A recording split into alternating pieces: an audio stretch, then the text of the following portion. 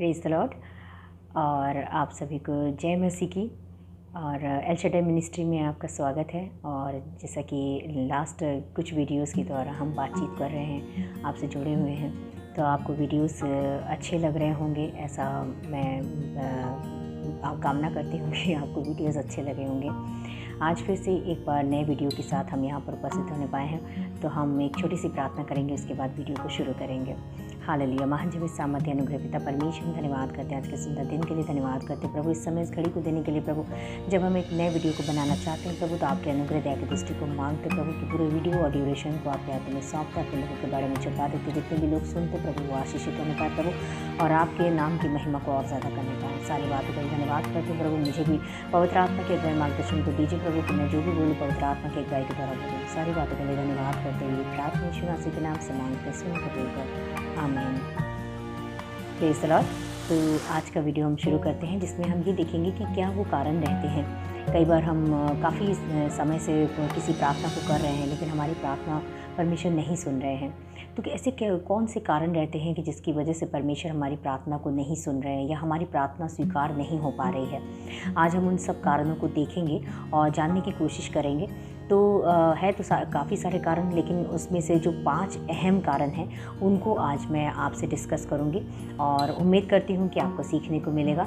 तो 5 अहम जो कारण हैं उनमें सबसे पहला कारण है अविश्वास। तो जैसा इब्रानियों के वचन में लिखा हुआ है, इब्रानियों के वचन में अगर हम 11:5 में पढ़ते हैं, 11:6 में पढ़ते हैं, तो इब्रानियों की पुस्तक में ऐसा लिखा हुआ है 11:6 में विश्वास के बारे में एक बहुत अच्छा और सुंदर वचन परमेश्वर के द्वारा दिया गया है यहाँ पर। और इस वचन में अगर हम पढ़ते हैं इब्रानियों के 11 और 6 के उसमें निकालेंगे, 11 अध्याय के 6वें भाग में वर्ष में हम देखेंगे, पद में देखेंगे, उसमें ऐसा लिखा हुआ है कि और विश्वास बिना उसे प्रसन्न करना अनहोना है, क्योंकि परमेश्वर के पास आने वाले को विश्वास करना चाहिए कि वो है, अपने खोजने वाले को प्रतिफल देता है। Hallelujah, praise the Lord. तो यहाँ पर साफ साफ हम देखते हैं कि परमेश्वर के वचन पर लिखा हुआ है कि जो भी परमेश्वर के पास आता है, अगर आप प्रार्थना के द्वारा उनके पास आते हैं, तो आपको विश्वास, पहली शर्त है कि आपको वो विश्वास करना है कि जो भी मैं मांग रहा हूँ या मांग रही हूँ उसमें परमेश्वर अपने अनुग्रह को देंगे और मेरी प्रार्थना को ज़रूर सुनेंगे। और इसमें कोई दो राय नहीं है कि परमेश्वर प्रार्थना को सुनते हैं, जिस तरह से उनका वचन कहता है, जो भी तुम मेरे नाम से मांगते हो तो मैं तुम्हें दूंगा। तो ये विश्वास हमारे अंदर होना चाहिए कि परमेश्वर से अगर मैं मांग रही हूँ तो मैं विश्वास रखती हूँ कि परमेश्वर मेरी प्रार्थना को ज़रूर सुनेंगे। तो कई बार हमारे विश्वास की कमी के कारण हमारी प्रार्थनाएं स्वीकार नहीं होती हैं, ये एक कारण है।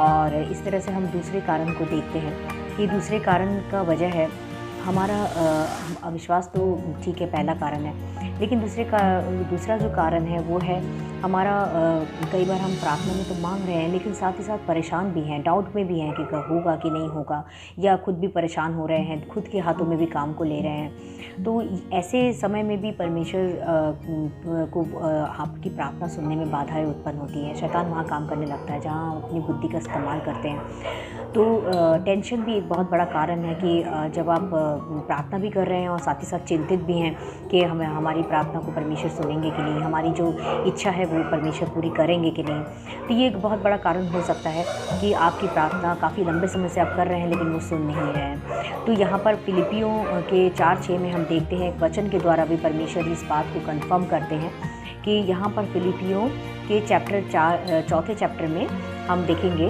उसके 6वें भाग में 6वें पद में लिखा हुआ है कि किसी भी बात की चिंता मत करो, परंतु हर एक बात में तुम्हारे निवेदन, प्रार्थना, विनती के द्वारा धन्यवाद के साथ परमेश्वर के सम्मुख उपस्थित किए जाएं।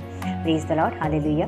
यहाँ पर साफ साफ लिखा हुआ है कि किसी भी बात की चिंता हमें नहीं करनी है। अगर हम प्रार्थना में मांग रहे हैं किसी चीज़ को, तो हमें चिंता नहीं करनी है, बल्कि परमेश्वर के हाथों में सब कुछ सौंप देना है, समर्पण करना, धन्यवाद करते रहना है कि परमेश्वर मैं धन्यवाद करती हूँ कि परमेश्वर आप मेरे प्रार्थना को सुनेंगे और ज़रूर ये पूरा करेंगे जो भी प्रार्थना आप मांग रहे हैं, और आपकी प्रार्थना ज़रूर सुनी जाएगी। तो अविश्वास को नहीं रखना है, चिंता को नहीं रखना है। अगर आप प्रार्थना में मांग रहे हैं तो बड़े विश्वास के साथ, धन्यवाद के साथ परमेश्वर के सम्मुख उपस्थित करें।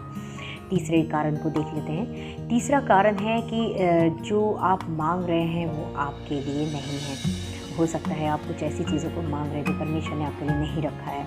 उस समय भी ऐसा होता है कि आप मांगते तो रहते हैं, लेकिन अगर आपके लिए परमेश्वर ने वो नहीं चुना है तो आपको वो नहीं मिल पाता है। अगर मैं ये सोचूं कि मेरे जीवन में कोई एक वस्तु मैं पाऊँ और अगर परमेश्वर ने उसको नहीं चुना है तो ये चीज़ें नहीं होंगी। मुझे याद है कि मैं एक एग्जांपल के तौर पर आपको बता रही हूँ कि मैंने काफ़ी जगह जॉब अप्लाई की जब मैं चाहती थी कि मैं जॉब करूं, लेकिन मेरा कहीं पर भी सिलेक्शन नहीं हुआ है। आप मतलब बिलीव करने में ये बहुत कठिनाई आपको लगेगी कि मैंने कम से कम 50 जगह इंटरव्यू दिए होंगे, लेकिन मेरा कहीं पर भी अपॉइंटमेंट नहीं हो पाया, जबकि मैं एक्सपीरियंस्ड हूँ और एजुकेशन भी मेरी अच्छी है परमेश्वर के अनुग्रह से। लेकिन कहीं पर भी मेरा अपॉइंटमेंट इसलिए नहीं हुआ क्योंकि परमेश्वर ने मुझे चुन के रखा था। कहीं ना कहीं परमेश्वर ने ये मुझे मिनिस्ट्री में ही चुन के रखा था कि परमेश्वर के मार्गों में मैं चलूँगी और परमेश्वर की अगुवाई में लोगों के लिए आशीष का कारण वो मुझे बनाएंगे। मिनिस्ट्री में उनको मुझे लाना था, इसलिए शायद उन्होंने मेरी जॉब को नहीं लगाया।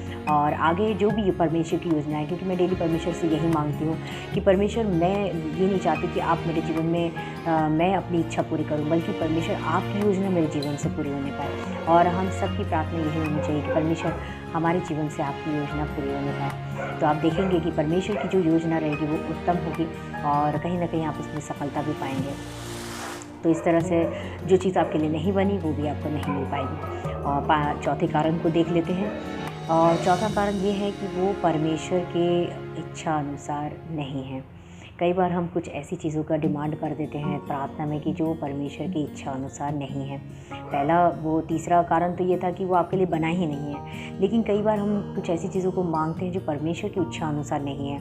हो सकता है परमेश्वर कुछ हम गलत बातों को मांग रहे हैं, जैसे किसी की हानि के लिए कुछ मांग रहे हैं या कुछ ऐसी चीज़ों को मांग रहे हैं जो हमारे लिए भलाई का काम नहीं करेगा, तब भी परमेश्वर उन सब प्रार्थनाओं को नहीं सुनते हैं। और जैसे अगर हम पुराने नियम में देखेंगे, यहाँ पर यिर्मयाह करके एक बुक है पुराने नियम में, यिर्मयाह के 29 चैप्टर में अगर आप देखेंगे 11वें पद में लिखा हुआ है, यिर्मयाह के 29 चैप्टर में 11वें पद में लिखा हुआ है, क्योंकि यहोवा की वाणी यह है कि जो कल्पनाएं मैं तुम्हारे विषय करता हूँ उन्हें मैं जानता हूँ, वे हानि की नहीं वरन कुशल ही की है, और अंत में मैं तुम्हारी आशा पूरी करूँगा।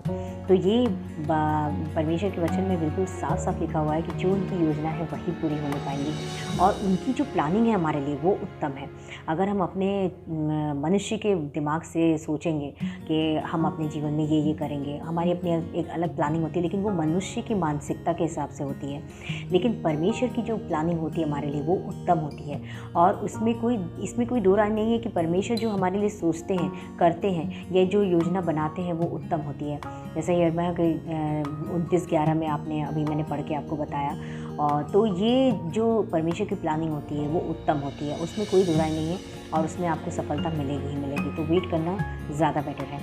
और पांचवा और आखिरी कारण देख लेते हैं कि क्यों आपकी प्रार्थना स्वीकार नहीं होती है। बरसों से हम प्रार्थना कर रहे हैं लेकिन फिर भी क्यों प्रार्थना स्वीकार नहीं हो रही है। तो उसमें एक है कि परमेश्वर का अपना एक अलग समय होता है। हर चीज़ का एक समय होता है ना। आगे परमेश्वर किसी काम के लिए जल्दी भी नहीं करते हैं और देर भी नहीं करते हैं, और परमेश्वर सही समय पर, सही वक्त पर, सही समय पर आपको हर जगह उपस्थित रखेंगे। जहाँ पर वो इतने योजनाबद्ध तरीके से चलते हैं कि वो हमारी कल्पना से परे हैं। हम उनकी योजना कभी भी नहीं समझ सकते क्योंकि हमारी बुद्धि बहुत छोटी है, मनुष्य के हिसाब से है। लेकिन परमेश्वर जो सर्वशक्तिमान परमेश्वर, जो पृथ्वी और स्वर्ग के रचयिता है, उनकी योजना परफेक्ट है और उसके तुल्य तो हम कभी भी नहीं सोच सकते। यहाँ पर जैसे एक चैप्टर है, उसमें हम जाएंगे जहाँ पर लिखा हुआ है भजन संहिता में जाएंगे हम।